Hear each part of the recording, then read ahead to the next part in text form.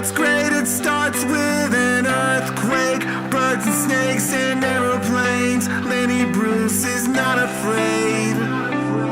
Eye of a hurricane, listen to yourself churn. World serves its own needs, don't mess up your own needs. Speed it up a notch, speed, grunt, no strength. The ladder starts to clatter with a fear of height. Down high, wire in a fire, represent the 7 gangs. And a government for hire and a combat site. Left it wasn't coming in a hurry with the furies breathing down your neck. Team by team reporters baffle Trump to the crop. Look at that low plane, fine, dead. Overflow, population come and grow. What it'll do, serve yourself. World serves its own needs, listen to your heart bleed. Tell me with the rapture and the reverend and the right. You vitriol and patriotic slant fight. Bright light, feeling pretty sight. It's the end of the world as we know it. It's the end of the world as we know it. It's the end of the world as we know it. I feel fine.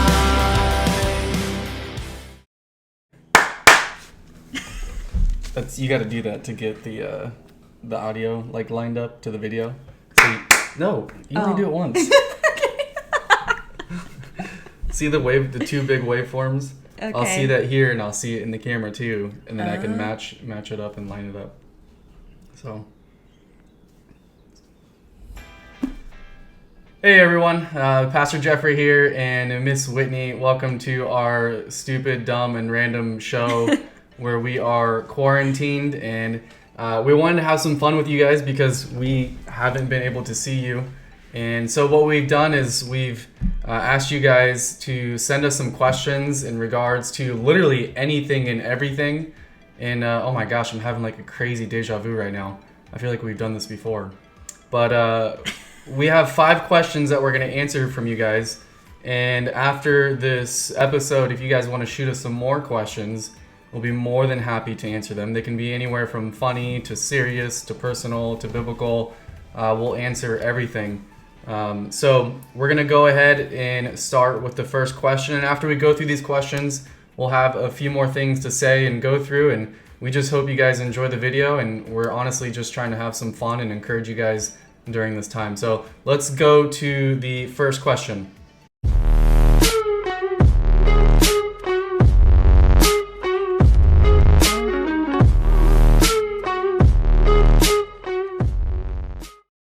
All right, so I'm gonna let Whitney go first with this question. What question is it? It just showed us on the screen. What's your favorite food and dessert? Okay, what's your favorite food and dessert? 2 hours later. First of all, let me just start out by saying I hate what's your favorite questions because I like everything pretty much. So and it changes. Like, my favorite thing changes all the time, and Jeffrey gets really annoyed because he tries to, like, bring me home my favorite treats, but they're always changing, so then... Women. Yeah. So I don't like this question. If it were up to me, I would get a sample platter of everything. All right, but if a taste of, like, every food around the world, and then a taste of all different kinds of desserts. That would be like my favorite. All right, but last meal, you're on your death penalty and they're giving you one final meal and you can only choose one thing. I would probably die without eating a meal because I would get lost trying to make a decision and not be able to. That's probably what would happen. The worst decision is no decision. So. All right, what about dessert? Same thing? I think the same thing. Okay, but I'll tell you, like, I love all different kinds of foods. There's very little that I don't like really enjoy. I like eating, so I like all food. There's like just a couple things that I don't like, and even some things that I didn't used to like, I now really like stuffing. I used to hate that growing up, and like now I like it. Okay, but these aren't your favorite type things. No, they're not. But I don't know how to. All right, I'm gonna make it simple and clear for you guys. So favorite dessert, I'll just simply go with mint chocolate chip ice cream. You can't go wrong with that. I could eat that every day the rest of my life. It is my favorite. I'll go with my favorite. And then for food is actually pretty easy for me. And just because I'm choosing one thing doesn't mean I don't like everything else. But if I'm having to choose one thing, I will choose a bean and cheese burrito from Juanita's in Encinitas, California. Or really any bean and cheese burrito anywhere in Southern California is amazing. They're like as big as your forearm, and they're like $4, and they're just amazing. And I know that sounds like to you East Coast people like super lame and dumb that you're choosing bean and cheese in a burrito, but dude, let me tell you, it's pretty awesome. They are amazing. Yeah, it's awesome.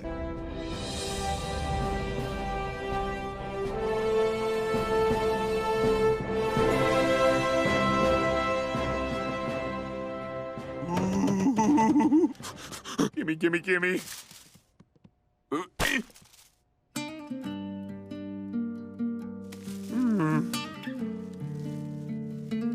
It's just this burrito. It's so comforting, nice and warm. Yeah, so that's question number 1. Let's go to question number 2. Okay.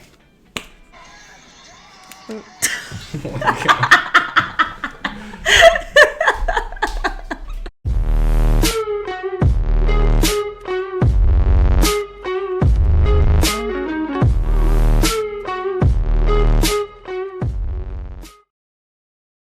All right, question 2. Before I answer question 2, I want to go back to question 1 and my answer with Juanita's. Juanita's is actually a Mexican restaurant in Southern California that's really good. It's I grew up around there. But funny story about Juanita. Back in high school, I frequented Taco Bell a lot because it was cheap and I love Mexican food. So I could get away with spending $2 for lunch. But there was a really sweet, nice lady that I made friends with there, and Whitney and we met in high school, but we didn't really start, I guess, dating or courting until we were older. So here I was being funny and dumb, 17, 18-year-old kid, and with technically no girlfriend. So I asked this lady at Taco Bell to prom, and her name was Juanita. And she was like 60, 70 years old. And she said yes. So She said yes. I didn't take her to prom. We didn't get that far, but at least she did say yes. And then I think I actually went with Whitney that year. So He did. I scored. So that question about what...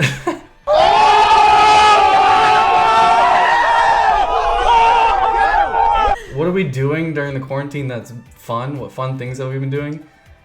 Goodness. Okay, so first off, we're adults. So we're very mature and we do adult things, so we don't really have fun or the same type of fun that you have. Basically, I've still been working. So I've been doing a lot of working, and we've been doing a lot of adult things around the house, like yard work and cleaning and, technically not fun stuff, but when you get to our age, it becomes fun. Yeah. So we've been doing that. And I've taken up video games again, so now I'm a video gamer. No, I'm just kidding. Well, I am kidding, but I'm not kidding. I miss baseball, so baseball season was supposed to start, just like pretty much everything else in our lives. And so I started playing baseball on the PS4 again. And but I'm not sitting around just No. It's playing just for here and there. I'll play for an hour or so, but it's been a couple of days since I played. So that's the fun I've been doing. Oh, and reading. We've been reading. Mm-hmm. Which Whitney will talk about. I will. No, It's her turn. Okay. So I said before, it's not that interesting. I don't know. So I'm home, my being a stay-at-home mom hasn't changed, so I've got my Zeke and my Olive, and we're just going outside, and we're just spending so much time outside. We are listening to the birds and learning the names of them, and just in our backyard. And we're here, we're spending time having picnics outside. And the one thing that I have done that's different that I've never done before is I got a little mushroom growing kit, and we're going to show it to you here. So it's a mushroom growing kit that I got for Christmas from my parents, and I haven't used it yet. It's like in a little box. Well, I guess we're going to show the picture. But anyway, so I just started growing my mushrooms, so I'm excited about that. And that's it. I don't know. We're dreaming about gardening and trying to figure out our landscaping. So I don't know, just spending time outside and enjoying God's creation. That's the fun that we've had. So I guess the most fun that we've had is growing mushrooms in a box. So that's what you guys have to look forward to when you get older. All right, so next question. Question number 3.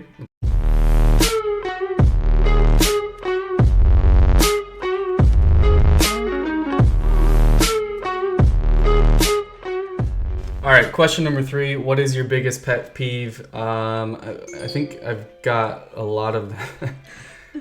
One of them, which I'll mention right now, is I hate doing things twice. And technically, we've had to do a couple of these takes twice because we've forgot to hit record. And it irks the heck out of me. So doing things twice is definitely, so I hate painting in the house because you got to do 2 or 3 coats, and sometimes that's annoying to me. And then another big pet peeve that I have is when people spell my name wrong when they have seen it or they're looking at it. So for instance, like if I send an email, my name is attached to that email and they respond to that email spelling my name wrong. It's super annoying and frustrating. And for all you people who have names that are, hard to spell, I'm sure you can relate to this. Mine's not super hard to spell, but it's spelled Jeffrey, and people always spell it Jefffery.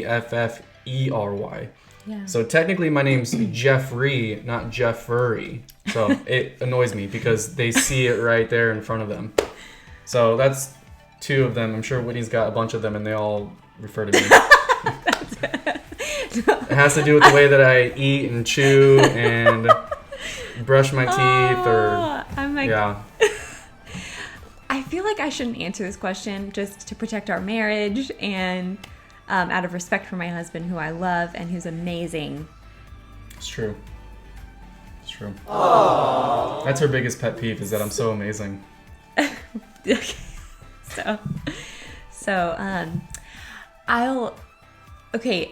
Clothes that are dirty that have not made it to the hamper. That's definitely a pet peeve. Specifically socks. My socks. Yeah. His socks. But during the summer, I don't wear socks, so it's all good. I wear flip-flops, that's why. But we're still in sock season. So you're still wearing shoes. There's this morning there was a pair of socks on the floor from him last night in the living room. We need to stop real quick and we need to talk. So, and I don't like to touch them with my hands. It grosses me out. I know it's totally dumb, but so I will pick them up with my toes and try to make my way to the hamper. So I don't have to touch them with my hands because that grosses me out. So if Whitney never has hands again, we know that she can still do laundry. Yes. That's great. Yeah, I've gotten pretty good at it. So dirty clothes that haven't made their way to the hamper. So basically if they're on the floor, that really annoys me, especially when it's right beside the hamper. That I don't understand. But regardless, that's a pet peeve of mine. And I'm going to leave it there. But yeah, there's plenty more. Yeah. We'll to make this not super long. All right, so let's go to the next question. Okay. I think it's a better question.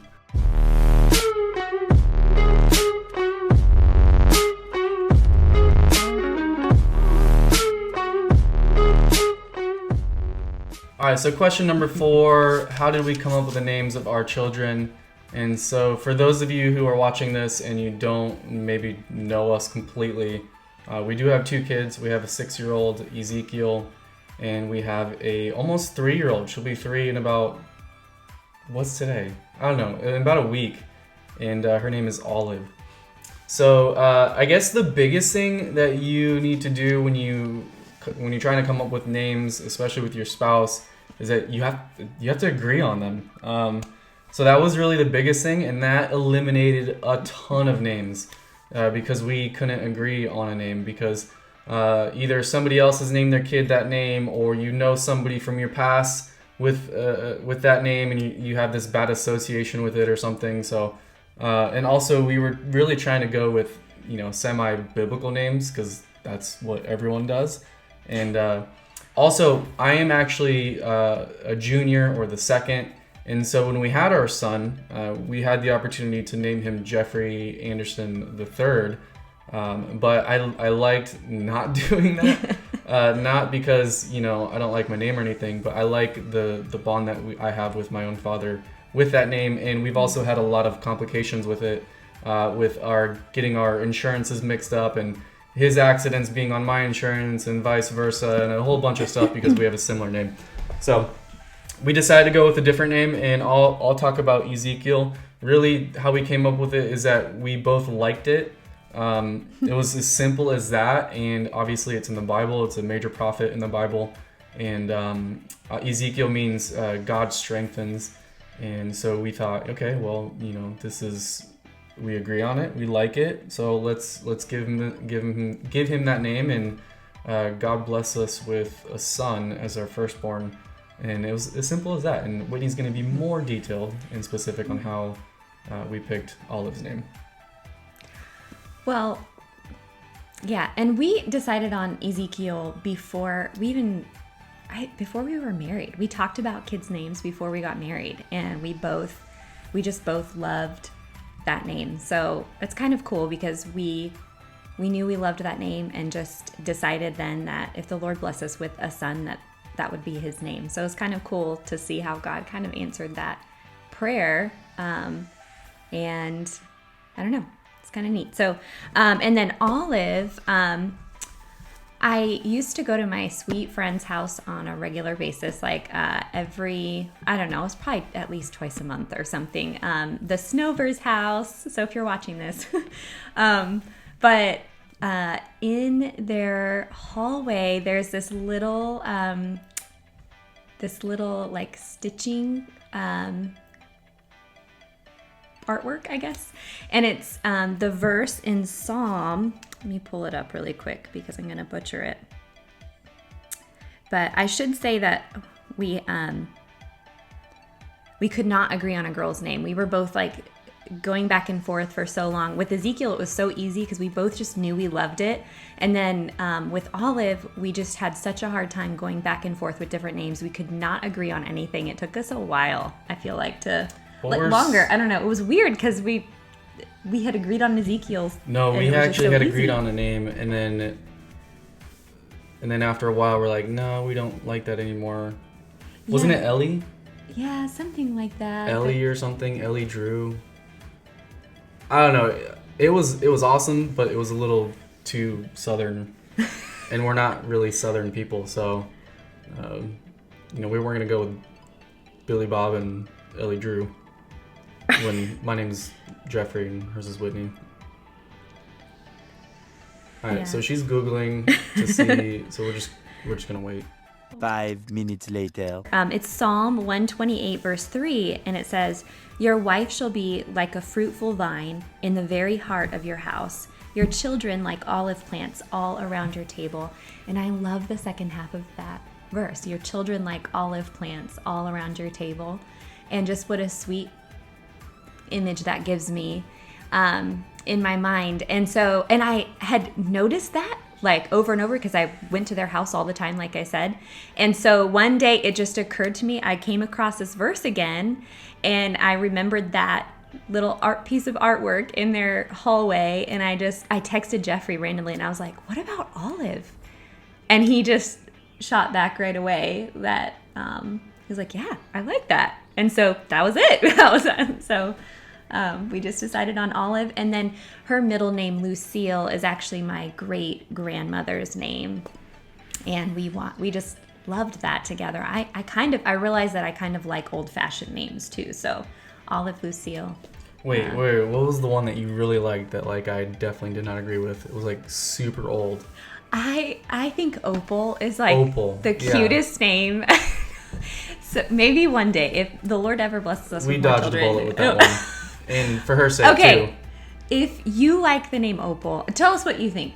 I don't know, if there's like comments I guess or something. comment, subscribe, like, I don't know. I think it's such a... We'll guys, it's such a sweet name. It's so sweet. Opal. Can you imagine a sweet little girl named Opal? I think it's so cute. For like an 80-year-old lady. Yes, she'll be... It's like cute for... 80 years ago. All right. Okay, I still like that name. Yeah. Okay. Next question.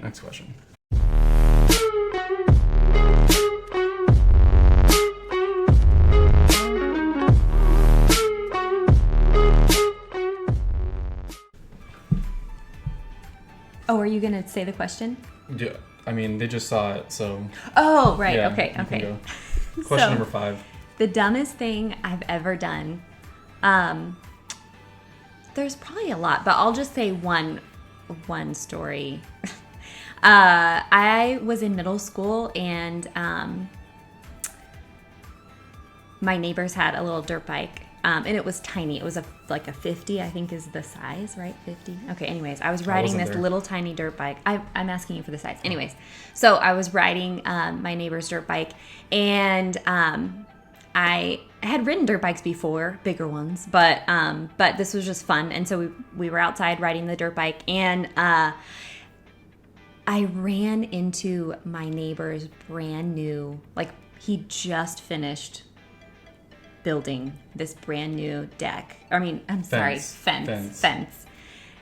Just finished putting it up, and I ran a hole straight through his brand new fence. It was completely humiliating. I'll also say that like the yard, we were on like an acre, I want to say, of land, and it was completely open. There were no trees. There was nothing like in my way. I don't even know what or how I did this. So she's in the middle of nowhere, and all she hits is a fence. And I hit a fence, the only thing that you can hit. Why? So the fence was jacked up, was the bike, and then what about you? I was jacked. Yeah, I had like. That explains a lot. I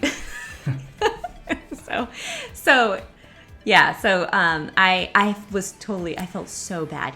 But he was super gracious, and then, yeah, he patched that hole up pretty quickly. It was kind of hilarious, like in the cartoons. You know, when you see like a cartoon going through, like a character going through a wall, and it's like the shape of the. That was kind of like what happened. You could kind of see the shape of the bike, and yeah. So that might have been one of the dumbest things I've ever done. Yeah. So I've got plenty, and if you can sit with me for the next 10 hours, I'll share it. No, I'm just kidding. I'll share 2, I guess. I've got plenty of dumb stuff that I've done. I've gotten better as I've gotten older. Usually I put my foot in my mouth a lot. That's usually where my dumbness comes from. But one that I'll share with you that I've shared with you guys, with the youth a lot, so you've already heard this one, is back when we started the church, Calvary Chapel Clayton, at Kids Are Kids. I was 18 maybe, Whitney was 17, 16, and or maybe it was I was 19 and she was 17. But anyways, I was on my way to church that day, and my very first car that I got was a Chevy Silverado pickup truck, which had literally no turning radius. I actually failed my driving test because I couldn't do a 3-point turn because it literally would not turn. So me being funny and me coming to church and driving in that thing, I saw Whitney. Her family was parked. They had this green minivan at the time, and the van was parked in the parking lot, and her parents were standing right in front of the minivan on the sidewalk. So they were right there, and there was only one person in the car, and it was Whitney, and I think she was putting her makeup on or something, and she was sitting in the passenger seat. And so I thought it'd be funny, okay, well, I'm gonna pull up right next to it because there's an empty parking spot, and I'll get as close as I can so that she can't, get out of the car. She can't open up the door. And let's just say I got super, super close, and I was going a lot faster than I thought. And obviously I couldn't turn the car as quick as I could. And I smashed right into the side of their electric door of the minivan and put a huge, ginormous dent in it. Even, to this day that, they got rid of the van, but the door would not open. And, to top it all off, like I said, her parents were standing right there. So this was before we were engaged. This was like me trying to, impress her parents and make a good impression. And that make a good impression by being. I put a pretty good impression in the car. And so that was super embarrassing. I did not want to go to church that day. I just wanted to shrivel up in a ball and hide. But I had to face it right then and there because I couldn't. I mean, everyone was right there. They saw the whole thing. So thankfully they were gracious. They forgave me. They didn't make me pay for anything, and they still let me marry their daughter. So that was one, and then a second one had to do with us on a missions trip, but I might share that at another time because I don't want to waste too much time. So I'll share that another time, or if you want to ask me what that dumb thing was I did on the missions trip in England, in a hostel in downtown England, was pretty dumb. And I didn't think it was dumb at the moment until I got older and I thought, oh wow, Jeffrey, like that could have ended up pretty bad. Yeah. What's funny about this is I think that we've been together for a long time, and when you ask us like what is the dumbest thing we've ever done, like we have so many stories together, and usually it's him doing the dumb thing and me kind of watching it all happen and unfold and apologizing for me and then apologizing for her. so it's yeah great. Right. It's an adventure being with you. Yeah, being married is supposed to be fun. So marry your best friend. If they love Jesus and they're your best friend, I mean, it's pretty good. All right, so really quick, I just wanted to share an encouragement with you guys as we are going through these weird times, and it can be somewhat frightening the more that you turn on the news, and even if you happen to go out in grocery stores and just seeing the effects of what this pandemic and what this virus is doing to us worldwide and as a nation and as a community and as a church body, and then even more so individually, each person I think has this sense of fear. With the unknown comes a lot of fear. Obviously with the possibility of death, that causes a lot of fear. And we as Christians, we've been given a hope, and we've been given the Holy Spirit, and we've been given this love that casts off all this fear that is coming our ways. And so I wanted to encourage you. We were reading through Romans together as a youth, and if you haven't joined us, join our Bible reading plan. It's been amazing. It's been a blessing. It really keeps you accountable to read the Word every day, and then to afterwards express what the Lord has shown you through those certain chapters that you've just read. But in Romans chapter 8, in verses 24 through 25, Paul talks about this hope that we have, and it's a hope that's unseen. And it made me think that's really interesting, that hope is something that you don't see. And it's a funny thing. It's something that you can't see. It's only something that you can believe. And this is how Paul puts it. He says, "For we were saved in this hope, but hope that is seen is not hope. For why does one still hope for what he sees? But if we hope for what we do not see, we eagerly wait for it with perseverance." And I found that interesting because we're going through a time where there's so much unknown. We don't know how long this is going to last. You've heard it from people that this could be another weeks or months or years. And we like to see the light at the end of the tunnel. And at this point, I don't think we can, because we're just in a tunnel. So we're not going to find our hope in, the end. We're going to find our hope in what is unseen, and that is through God's word, that's through Jesus. And Paul says, look, if you could see it, it wouldn't necessarily be even defined as hope.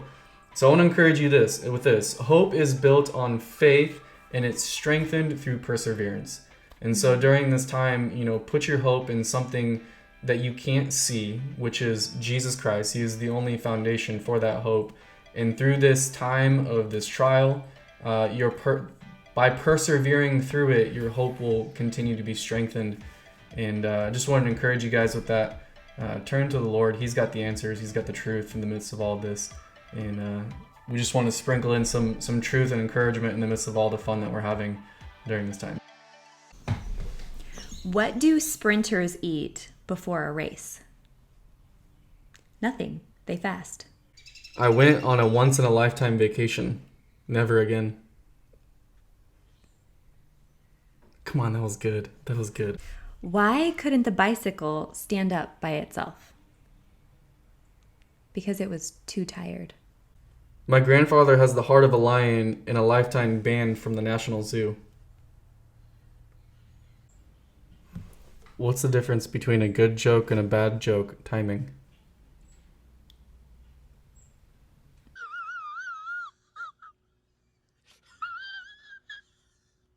Okay, we're cutting this whole thing out. All right, peace, guys.